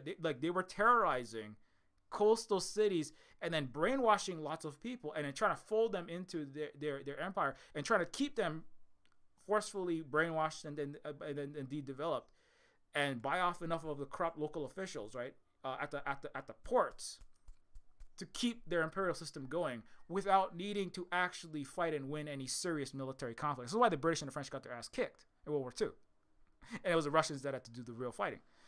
But the ability to in the United States is the same thing. U.S. is a useless army. They can't fight and win anything. They have never won any actual war. They lost to goat herders in Afghanistan. They got their ass kicked by super under-resourced Vietnamese. They're getting their aircraft carrier sunk by freaking the poorest Arab country right now. They're a joke, absolute joke. They're losers, total losers. They're losing in Ukraine. Just as their predecessors, the British, the French, and the Romans all have. They're all a bunch of losers, right? But if people believe, that's where you see the military projection and the brainwashing link up, right? Because you have to brainwash people by making people believe, right? That's why they have these stupid rim pack exercises, 26 country exercises where they sink destroyers in our Hawaiian waters with the world's largest naval exercises, to make people to take the videos of the rim pack, and a bunch of fucking Lockheed Martin executives can shake hands with Australian politicians, and a bunch of sergeants from Canada can go talk to the Japanese and the Koreans and go, hey, you want to buy some weapons? And wasn't it fun shooting at Kim Jong-il's face inside of the streets of Moscow simulated in Belos, Hawaii? That's where they make fake North Korea, Russia, it's like Iran and Gaza and Hezbollah enclaves with Kim Jong-un faces inside. That's what they shoot at. They go in there and they shoot at them. And then the richest, most powerful people, richest, most imperialist dickheads in the world shake hands with each other, and then they cut deals in Hawaii every 2 years called RIMPAC, right? And then they take videos of that. They go, look at all of our aircraft carriers. Look at all of our helicopters. Look at all of our F-16s. Look at all of our jets. U.S. and the West could never win a war, even if they wanted to. All they can do is fly around, blow up children in Vietnam and Palestine, shoot some Africans, right? The French can murder New Caledonians, which is what the French are just massacring New Caledonians right now. But if Yemen showed up in New Caledonia, because New Caledonia is a tiny population, but if all the French military is trying to not get their ass completely handed to them in Africa, right? And all Russia has to do is just walk into a country, and Americans and French run away screaming like little girls. I mean, no shade to the girls. Girls are much more brave than the U.S. and the French. They run away screaming like little American white boys, right? Russians come in, America, and they run away screaming, right? All Russia would have to do is like sail a ship in front of New York City, and America would run away into the Caymans or into Mark Zuckerberg's bunker in Kauai, and then he'd get eaten, right? Like Captain Cook. So I hope that Biden runs into Mark Zuckerberg's bunker so we can all eat Mark and Biden at the same time. I'm gonna roast him with some garlic and onion, polenta, and some nice put a little teriyaki on that. So I'm just kidding. I would never do such a thing. But if you come to Hawaii, I'll cook and eat you. So I'm just joking. So the reality is that the West doesn't have the power, but they have to have the military budget. They do have to kill a lot of innocent people to terrorize people, right? The Romans, the British, the French, the Spanish, and the Americans today. And they need to have a lot of ability to terrorize people, cut people off, sanction people, right? Starving is a way that cowards kill, like Madeleine Albright in Iraq, like Winston Churchill in India, 27 million, way more than Hitler, like Biden in Gaza, right? You starving and killing people, but that does not. But if you can't maintain that, because your ability to psychologically brainwash people into believing that that's a good thing to do, or that you're not doing that, right? Or to convince young Americans and French to go off and support that by joining the military of U.S., France, and Britain. They do need some amount. They need the conservative idiots to go, or the people who are white supremacists or just brainwashed people without college educations that are gonna go pull triggers for them. They need like fascist. The goose steppers are a important resource, right? So white supremacists inside. It's who's in France. The French that are going to New Caledonia to kill Pacific Islanders in New Caledonia, the Kanaki people, they're just racist white French people, right? The Israelis are just American. They're just normal American and Europeans that want to do what they've always done, mask off, right? American police and the KKK and white supremacists in America, that's all they do is Israeli stuff all day long, right? Just find black people like Ahmaud Arbery, right? And then not publish, and they rule them all suicides after they're done killing people. And that's who they send to Ukraine, right? That's who NATO is sending in there. It's all the people that just get off on doing what the West has always done without pretending like they're anything but that, right? The liberals just good job of pretending that they're anything but horrible, coward, evil people. So child killers. And so they do need that. They need some people to do that. They need some boots on the ground, as they would say. They're not good military forces. That's why ISRAEL is getting their asses kicked by much poorer people, less. They have Israel has all the money and all the weapons they could ever want, right? And they still lose to Hezbollah is wiping their ass off. They're wiping they're wiping their floor with they're wiping the mat with them. Like wiping all of their ridiculous Christmas tree to make Europeans feel at home. This is the thing. It's like indigenous Israelis. It's like you had to plant European evergreens in a Mediterranean tropical climate, a West Asian place, and then you claim you're indigenous. You had to plant freaking Christmas trees to feel more Euro white Jesus-like, because Jesus is actually Palestinian, right? But in order to feel more white Jesus-like, you have to plant Christmas trees. And now Hezbollah is like, get this crap out of here. Just burn it all. And they're just defeating them. And Iran could wipe them off the map any second they want. And the United States and France and Britain can't do anything about it, because they're all failures and losers. But so they have to project force. But again, so if the psychological, the military, right, which is mostly paper tiger, but you do have to kill some children sometimes. And then the economic together make the hurricane of imperialism. But if they lose this war, that's going to be, if they really publicly lose the war, that's why they have to, then the brainwashing has to come in, right? That's where we go, oh, well, we had a police action misstep in Vietnam. It's not like we actually lost. Be scared of us, right? So the brainwashing comes in after they screw up because they're loser cowards at the military. Then the brainwashing Hollywood is to come in and go, no, we actually won World War II. It's not like we just dropped in at the last second and we actually supported fascists to maintain global capitalism the entire time, but then our fascists lost. So they have to. So the brainwashing comes in. That's the super cool troposphere to reinvigorate the hurricane of death that is the Western imperial system. And the economic has to be kept up. So every time the U.S. country gets out of the U.S. dollar, every time somebody stops doing business with the United States, every time the U.S. sanctions China, because they're also idiots, like I said, right? They sanction their semiconductors. They make their own semiconductors. Now they're making 2-3 nanometer semiconductors. They sanction the Chinese the Chinese chips. They sanction the Chinese solar. They sanction the Chinese phones. They make their own better, greater phones. They try to stop China's EVs. China has now the world's best EVs. Everything they do is just incompetent idiocy. So that's why Biden is the most competent. The liberals are the most competent, and that's how they're not competent. But that's not saying much. These are a bunch of losers, deadly losers, but losers nonetheless. And morons, like morons, but dangerous morons nonetheless. So and so what I want to see ultimately, before I gotta go because it's 12:58, gotta go eat lunch, is I would like to see Nicola Coughlan star in a movie with Nicola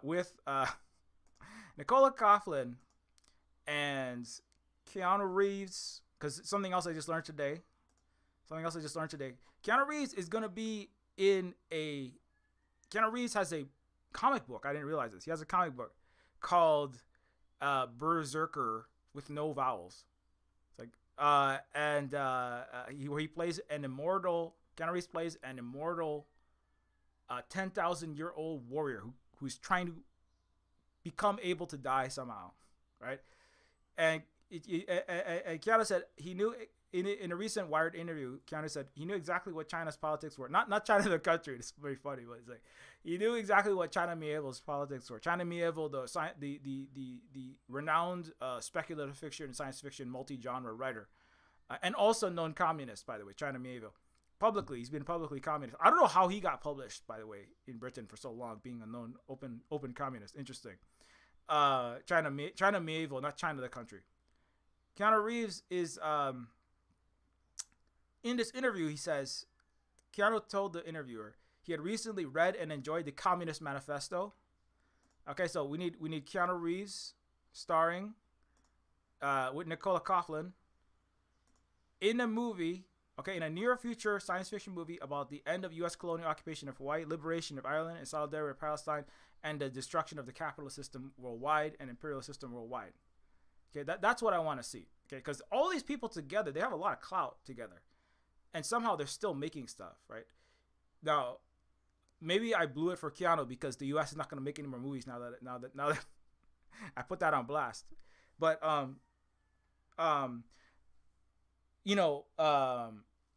this is the counter wave, which is that if people like this is the counter the wind shear of the hurricane of imperialism and empire. If enough people demand, because people are demanding, right? Like McDonald's and Starbucks have openly stated, right? McDonald's and Starbucks have openly stated that the continued boycotts, right, have because of their support of PALEST of ISREAL, that has caused them to massively have to change script. They have lost billions of dollars, right? So there you can see that the informational, right, domain is that people were shopping. People should never have been shopping at McDonald's, Starbucks, because they've always been in support of this, right? But now that they're learning, oh my God, that's what they're supporting. Every French fry is covered in the blood of children. Oh my God, this Starbucks coffee is every time I buy one, it's going straight to make bombs to blow up little innocent people. Oh my God, right? So, and then we got to do something about it. So then suddenly the people are not shopping there. People are not shopping, and then there's alternatives too. That's important, right? So you have to have like the counter hurricane, or like you have to have like the solution to the hurricane. Like you have to have like the replacement for that system, right? So you have like normal precipitation, right? So like people are going to like Yemeni and Arab coffee shops are popping up all over the place. They're taking off, right? Because people are like, well, I want to drink coffee. And fun fact, like a lot of the Arab world, and the North Africans, they have a lot of really great coffee. So people are suddenly getting that coffee instead of getting the Starbucks coffee, right? So there's because if you just say I'm not going to drink any coffee, people are like, well, I need to drink something. If I don't drink coffee, if I don't have caffeine every day, I will turn into like a undead. I'll be like on the ground thrashing around, having spasms and in blinding pain. So I gotta have some kind of coffee. There has to be a replacement, right? Like people need to be entertained, right? People need coffee. People need to eat. They don't need to eat McDonald's specifically. They don't need to eat Starbucks specifically. And they don't need to watch a Disney movie specifically, right? So we do need that alternative. So that's the trick though is, of course, you have to, if you have, because there have been BDS, there have been like boycotting particular things at different times, right? But then there hasn't been there has been boycotts of various companies historically for decades. I mean, I think it's at least 10 years, but it's been longer than that to try to stop these things, right? But if it's like if you take a little bit of the warm ocean air away from a hurricane, but you don't replace it with something else, right? Enough time, right? If you don't replace it with something else, then like you can't get the alternative system going, and then the hurricane just kind of takes back over. Like it'll weaken and then it can strengthen again, right? So the thing is like, but now the world is in a place where we have Africa, the global majority, Africa, Asia, Latin America, and the Pacific countries, ASEAN, Southeast Asia, and the Pacific countries are strengthening. There's alternative models in the world, obviously led by these two big countries I mentioned earlier, but in a multipolar world, the BRICS SCO, the BRICS SCO, and other blocks are forming. China, Russia. There's military, economic, and then also informational, because TikTok and these social media ecosystems. China has their own satellite network. They have the super fast 6G network. They have like next gen media technologies, and that's each one of those branches. I mean, obviously, just having a tech platform, having a social media site, that's not it, but that's like a part of those three branches. That is a part of the super cooled air, the vortex, and then the warm air that creates a new system, right?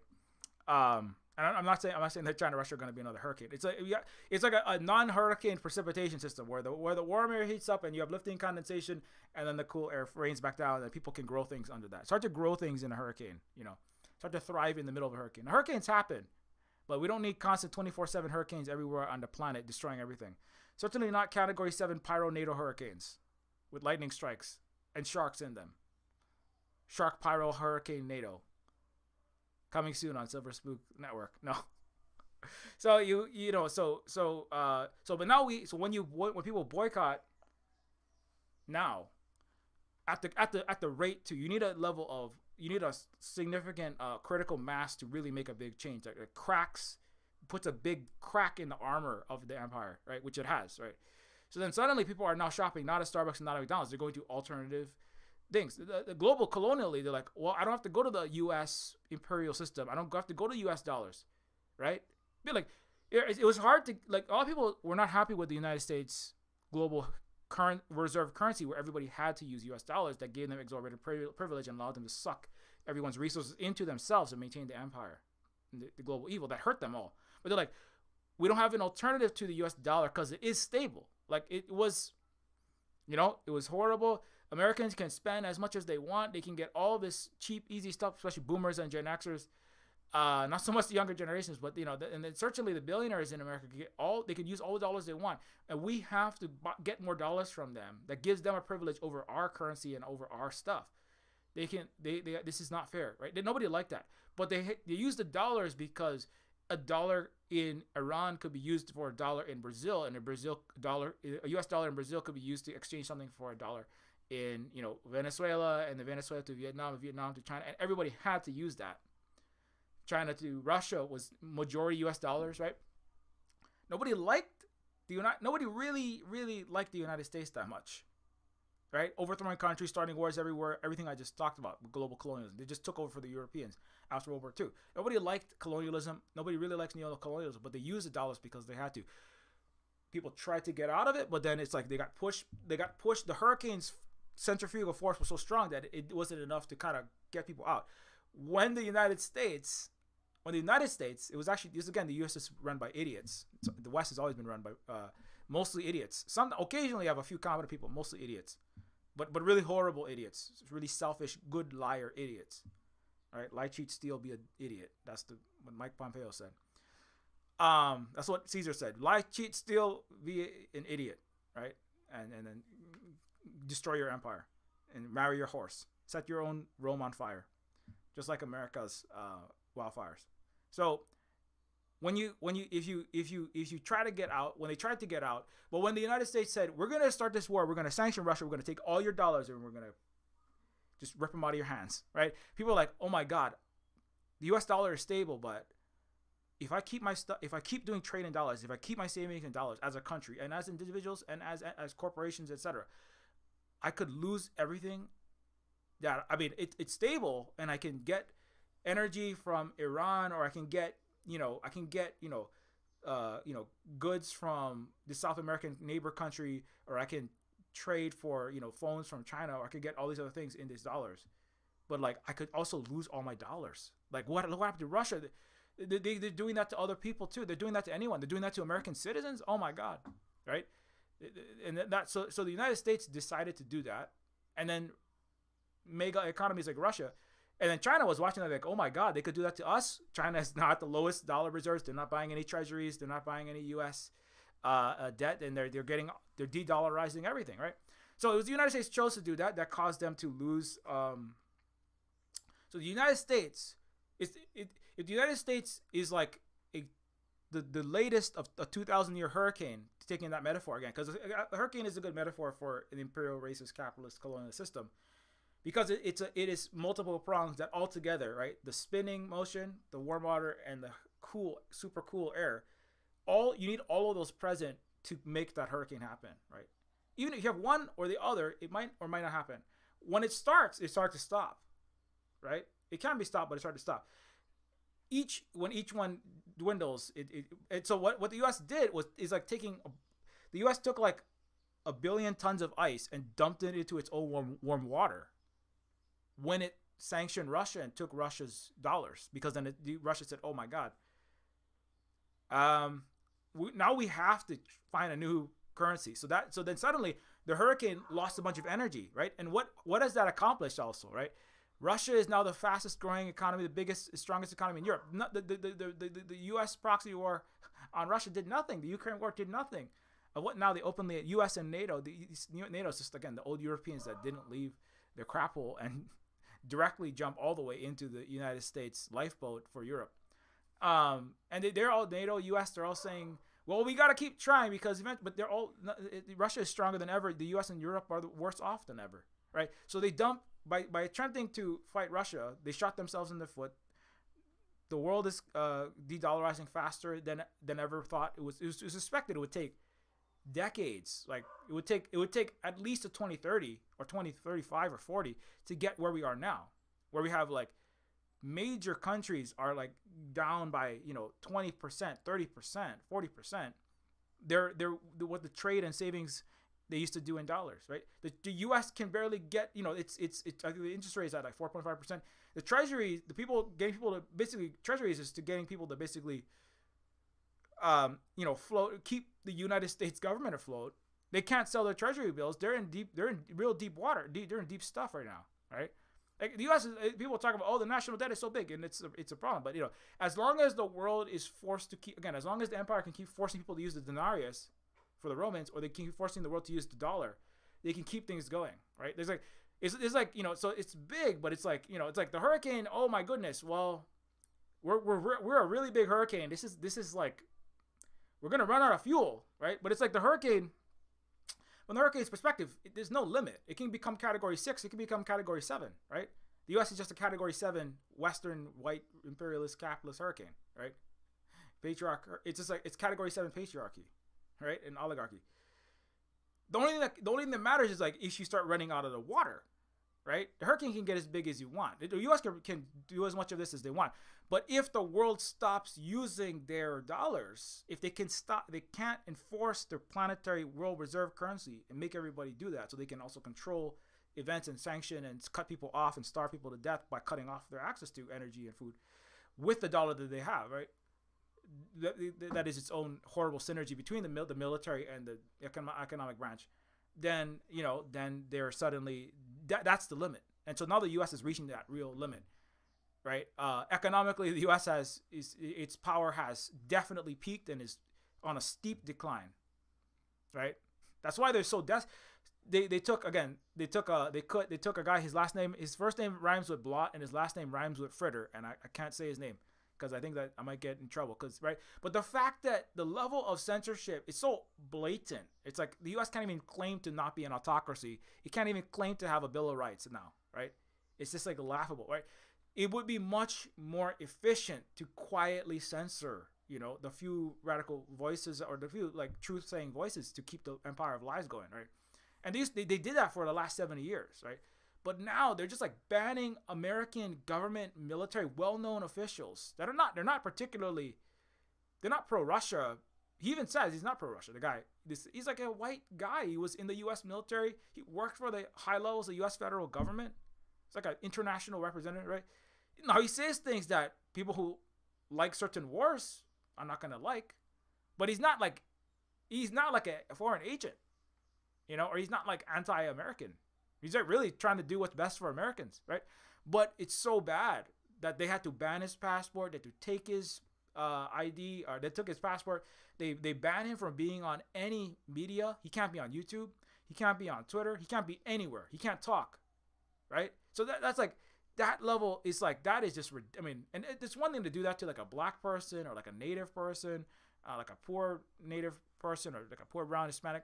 Do that to a Palestinian or something, but to do that to like a well-known white cis man, Gen X, like a lot of American military respect him, like even Republican and Democrat and Republican American military personnel. I'm not here to stand them, but I'm just saying like to just outright silence somebody like that means the United States empire that's how desperate they are. They're like on the last legs. The ruling class is like they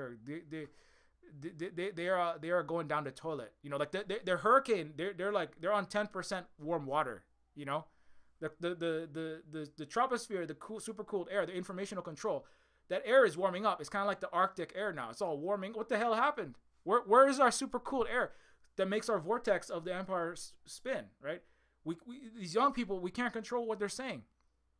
These kids are not going away. Quick, take some of the money that we have. Take the warm air, the money, put it into the police so we get more violent. Let's find some more of those racist uncles and cousins that we keep on not dealing with in our extreme right wing all over the West. Take them, and that's who the police are. Send them out there, and them and broke black kids that watch too much G.I. Joe. American TV and military, get them out there and beat up on these young people in these college campuses, in the streets, just right. So you see, like if they run out of money to keep throwing at the cop cities, and obviously the military, to domestically and internationally try to suppress all of the resistance, right? When the U.S. had infinite money because they had the hegemonic U.S. world reserve currency, that's really ultimately what floats empire in a big way, because the military, they're cowards, like I said. Informationally, that's important. The storytelling is important, but then you need the money to pay the storytellers and the money to pay the leg breakers, right? Or these coward fascist terrorizers, right? Internally and externally. When you run out of the money to pay the storytellers and the leg breakers, right, and you run out of the money to pay for all of the semiconductors, right, you're wasting all your money on generative AI. That's another thing, right? The big tech should be using that data. I mean, the chips to do more brainwashing, like more competent brainwashing or something. I don't know what they think they're doing with the generative AI. It's just like a waste, right? But what it is you have this the hurricane is spinning apart because big techs that are supposed to be like doing a better job coming up with better narratives or doing something, using the tech to, I don't know, do something else. But a lot of the energy is just going to make really crappy, AI generated shrimp Jesus. What is shrimp Jesus going to do for the empire though? Right? I mean, if you want, the thing is that these people don't, they're incompetent idiots. So they don't care. They don't care if they spin apart in shrimp AI generated shrimp Jesus, cozy crab and crew, 36 fingered nightmares. They don't give a shit, right? It's like, well, make a lot of money before the hurricane comes apart. That's some of the Nvidia CEO. That's some of the Sam Altman. These people don't really give a shit. Now, some like the hardcore ZIONIST open AI programmer. He is, he cares a little bit more about that, right? But he's one of many chaotic voices that are all ripping their hurricane apart. So, because the generative AI, the only thing I can think is that if you can get generative AI to make people hate search and hate Google and hate, I love Google. It's so great. I love it so much. Google's awesome. The best. I worship Google. I grovel at Google's feet. I love it so much. I gotta get this video seen. So then, if you get people to use the generative AI that's like breaking everything, right? Maybe we could stop people from using social media because we'll stick Gemini, we'll stick ChatGPT and Sora and these crap, generative AI art and text makers making everyone horrified on their Facebook and their Twitter and their everything, right?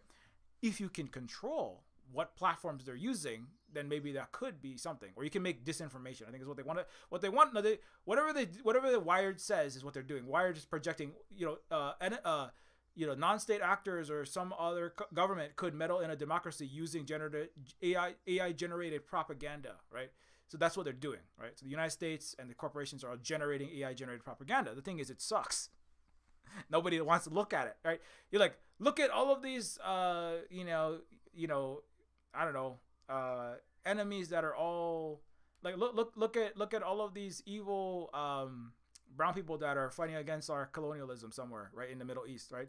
But it's like, well, that has 65 hands and it's not very interesting. And also, I can tell it's AI generated. So you see, like, actually, the crappiness of the generative AI and the fact that the people who are trying to oversell the AI, even though it's spicy autocomplete and it's not worth shit and it's plagiarism software, they need to make money because they're like people like Larry Summers and people like the billionaire tech moguls and a lot of the big bankers are like, I need to make money from that. This is where the confluence of the imperial interests kind of starts to diverge and rip itself into pieces, right? They're going like, it's why it's always schizophrenic when you look at the U.S. policy. It's like one moment Janet Yellen will be like, I love you, I want to give you all the money, and I would never, claim you have human rights violations. The next minute it's like, we have to get tough on you. You're violating all the human rights, and also you have to stop overproducing EVs and solar panels. I love green energy, but stop making solar panels. Right? It's nonsense, right? But it's because the U.S. government has to deal with this like chaotic wind shear of their own imperial capitalist oligarchs having conflicting investment or investment ratios, right? Because like some are invested in just make more NVIDIA chips because I'm invested in NVIDIA. I don't care that AI generated crap is going to destroy all of our brainwashing platforms and no one's going to be on Facebook anymore, right? Just do more AI stuff. I don't care that, it's going to piss everyone off and hate AI in about 3 months. I need to make money right now so that I can get my golden parachute and get the hell out and go to the Cayman Islands, right? So the NVIDIA people that are really invested in just the chips, just the semiconductors, they're going to go, oh, let's go with that. Like Nancy Pelosi's husband is like deep in that semiconductors. Let's just do all the AI right now. Let's do all the AI. I don't care if it wrecks our ability I don't care if everyone goes on TikTok. I need all the AI right now. Okay, I need to make all my money right now, right? Because that's one thing. Anything about the West is short. That's how Rome collapsed as well. They're like, I need to have all of my parties right now. I don't care if the Roman Empire falls apart. Let the barbarians and the Visigoths come in. Like after me, the flood. I don't give a shit. I'm gonna have all my 76 layer cakes. And Marie Antoinette looks great today, and she probably won't get her head. We won't get our heads cut off. I don't give a shit. Someone else will get their head cut off. Let's wreck this. Let's wreck the franc, right? That's what the French said right before they all got fucked up. The Romans said, let's wreck the denarius. And the Americans say, let's wreck the US dollar and let's wreck our one of our number one propaganda platforms, that's Facebook, with billions of people use, by filling it up with 65 pincher crab Jesus, right? Because I need to make money with my, so it's very short-sighted imperial decisions they make. And also that means people are going to be more interested in alternative media, right? Alternative social media, alternative movies, and that's part of flipping the script. Is because if enough people say no, I'm not going to watch a movie. Disney's doing GENOCIDE. You're child murder. You're covered in blood. Disney. I'm not watching movies. And we say, hey, I'm not going to watch. I love representation, but I like not being part of genocide. I like not being part of child killing more than seeing a black and brown person. I like seeing them, but I don't want to be part of that, right? So if people say that, and it's people get, and like Nicola Coughlan and Keanu and John Cusack, who else is there? Susan Sarandon, John Cusack, the people who made the Blue Beetle. Blue Beetle is based as one of the most based movies with a superhero I've seen in some time. He's an anti-imperialist grandma that mows down a whole bunch of North American colonizers. It's amazing. From Guatemala. Historical facts though. So like if you got like the Blue Beetle people, Nicola Coughlan, and all these other people that are like, hey, what's her name, Jenna Ortega, and everyone else who's on the other side of on the right side of history with this, right, on the anti-imperial side of history of this, right, they could be the wind shear that begins, a part of the wind shear that begins to cut that hurricane and go. Now but the thing is, people need to find the alternative system. I don't know what that exactly looks like. Like there's alternative music. I'm from the 90s, right? It was trying to be the alternative to the mainstream music, of course. Like, and then the United States said, okay, well, just kill music altogether. And then somebody said, turn it down for what? And then nothing was ever turned up ever again. No, I'm just kidding. Music didn't die. It all went to K-pop. No, but it's basically like, there's alternative music that was trying to subvert the music industry, which is a consumerist capitalist nightmare. It didn't, succeed obviously, but if actors, because actors don't want to be part of child killing, right? Writers don't want to be part of that. I don't think Nicola Coughlan and Keanu Reeves wants to be part of that, right? Or nobody don't want to be part of that. So like, if there's so much pressure, and then there's some, whatever it is, some alternate way to fund these movies, and I'm sure somebody's got ideas out there. I'm just saying, like, this push, and if people start demanding, we need movies where all the writers, all the actors, and all the directors are free. Stop doing child killing. We have to be free. The watermelon place, or I'm not gonna watch your movie, because that's what's coming, right? That's what's coming. Then if you start making films from that perspective, right? And like Boots Riley can write the scripts and direct. I don't know. If you start, and you have an ecosystem, right? It's kind of like, the informational metaphor is kind of like the Russia and the rest of the world going, hey, we got to get off of this dollar. It's convenient, but now we really got to get off because an extreme event's happening, right? So the current conflict in the Middle East, right, is kind of like, it can kind of be like the U.S. seizing Russia's dollars, is what I'm trying to say, right? If people all say, we gotta come up, like, come on, writers and actors and directors and fans, we gotta be able to come up with some way to make movies that are not soaked in the blood of innocent people. Because we never liked it before, kind of like Russia didn't like using the dollar before, but now people are not gonna even watch our movies and our shows if we don't figure out how to do that. You know what I'm saying? I hope that the pressure increases, and so we also have to keep up all this from all, like, it's a multi-pronged, all means necessary, full spectrum response to full spectrum dominance, a full all diversity of tactics, right? So people have to keep doing these actions, direct actions, and then other boycotting and everything else that everybody's doing across the whole planet. And then simultaneously in the entertainment world and also in the game world, I would love to see a no child killing game industry. We're not complicit in that, because Silver Spoon Games is an anti-capitalist, anti-imperialist cooperative that says free. I try my best. I do everything I possibly can to say, what I can without this algorithm cutting my videos off. They cut them, so anyways. So long story short, so then, like, if enough people can have a like again, build the alternative model, or work on getting enough, if you get enough like counter hurricane, like you get an actual normal precipitation rain system going outside the hurricane, right? Like in the same way, like getting the multipolar BRICS, especially they have like there's a BRICS conferences that are now organizing direct currency swaps.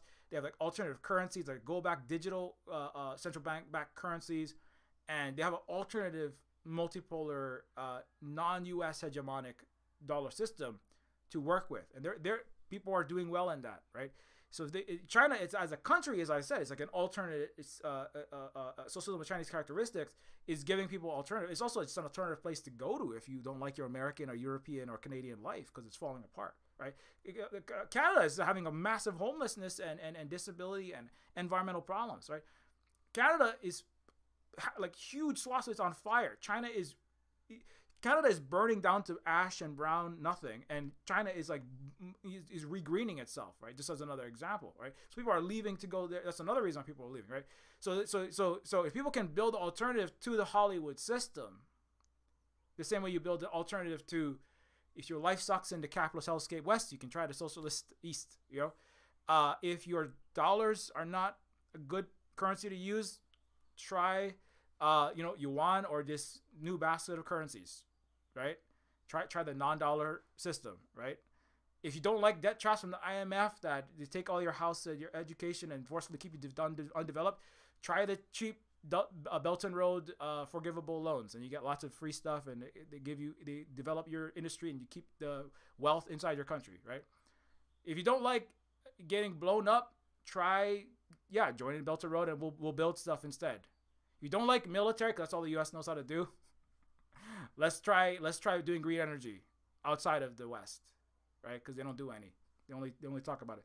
So if you don't like doing bloodletting, making movies that are covered in blood and then never talking about important issues, let's have I don't know what it is, but like let's have the alternative industry where we'll do whatever individuals collectively mass funding, because I know it's hard because it costs a lot of money to make movies. Well, whatever we got to do, we're going to be like, our brand is we don't do imperialist genocide movies. Just like the Yemeni cafe, we're the coffee that's not bathed in child's blood. The local indigenous, restaurant, takeout restaurant, we're the McDonald's burgers that's not soaked in child's blood. Like, do you like the taste of dead children in your burger? Come over here, right? Right? Most people, there's a lot of people that are gonna. It's like it sounds like, wow, that's ridiculous that it has to come to that, but that's like where it is. McDonald's going out of business, Starbucks going out of business, right? Even the tech companies are going out of business because they're also soaked in blood. Every Western tech plant, all the FANG, all the big techs are like bathed. All they do is target little children with, "Where's my daddy?" Right? So also there's a lot of opportunity there. Anyway, that's a good place to end. Thank you very much for watching. And if you'd like to support what we do here, I do hope that the Bridgerton star. I eagerly await Holly and I watched the first 4 of Bridgerton. Very watchable show. Very, very smart.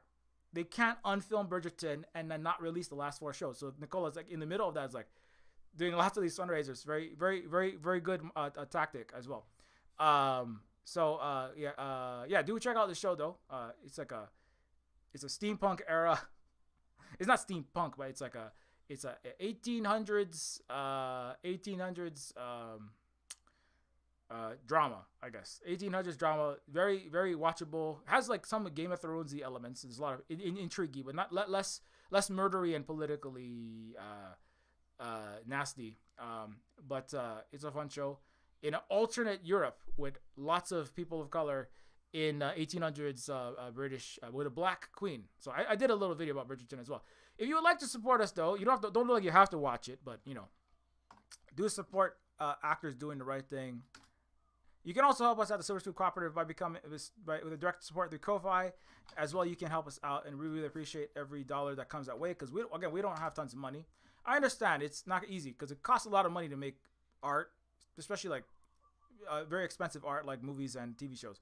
But everything we do here is produced by, and including the streams as well as the videos and the education and of course the games like Neofeud 2, Cyberpunk Adventure Games is supported by Patreon as well. And every dollar, if you become a patron at any level, you get access to behind the scenes of what we're working on at the Silver Spoon Cooperative, where we are doing land back. We are doing a restorative ecology and pluricrop gardening and to prevent climate change and wildfires. And of course, also we're doing lots of interviews across the world with our friends from native friends of Okinawa or of Okinawan heritage and indigenous Native American cyberpunk game developers like Megan Byrne. And of course, Oceanati is another native Pacific Islander from Saipan or Northern Marianas. And speaking of stopping imperialism, that's a lot of what we do. And also painting pictures of our patrons like that. Sorry for the jump scare. And working on Neofeud 2. These are a bunch of screenshots from Neofeud 2, by the way, which is nearly done. I'm gonna go work on Neofeud 2 some more today. Yeah. Also, you can help us out by getting games like Neofeud. Neofeud is a cyberpunk adventure game that is where a cyborg social worker, ex-con robot, and socialist ex-trillionaire princess try to stop some of the richest people in the world from destroying it from floating palaces. And if that sounds fun, check out Neofeud. If you like retro point-and-click adventure games, 90s games, this is in that kind of vein. And also, if you have a second to leave even a very short review, it is hugely appreciated. If you like the game, you can also get Neofeud on itch.io on this site. It is on sale there. It's also a game that's on Windows, Mac, and Linux there. And of course, maximum revenue comes to us when you get it there. You can also get lots of other games there, like Decolonators. Specifically about the imperialism topic, this is a game where you directly fight and win. This is where you literally fight the hurricane and you just like get it out of your country, right? In the metaphor that I was using today. And you just kick their butt. Just fight and win. And defeat the paper tiger, set them on fire, and get them out of your country. It's also Indigenous Star and Pigeon with Gun and The Woman is a book by Holly, who was raised in right-wing evangelical Protestant Christianity. And this is a critique of that culture from the perspective of Mary in the Bible.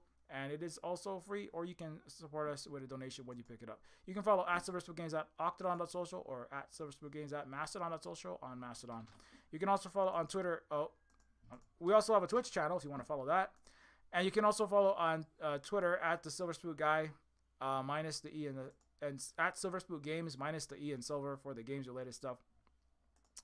And of course, you can also follow Terminus C. Terminus Cyberstar is a cyberpunk RPG that I'm the content director and lead writer of. It's a 3D cyberpunk RPG that is a sequel to Terminus Machina, my original game. Oh, also one more. I didn't do any sneak peeks on the game. I'm not doing that much of them nowadays. Somebody did ask about Neofeud 2 though. It is nearly done. Here's like a random in-game of Neofeud 2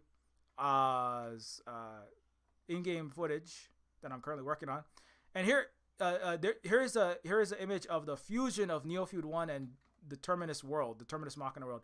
Silver Spook from Terminus Machina is a literal character in Neofeud 2 who is the ghost in the SSH shell who can live. He is a literal ghost. He died and now he has come back as a digital in a digital holographic form and hacks people's phones for them by doing a Neo into Mr. Anderson trick from the Matrix. Anyways, so if you would like, that's some random Neofeud 2 updates. And of course, you can also get Woman and or the Patreon or the Twitter. Okay. So also don't forget that you can follow Holly at the Tech Fairy.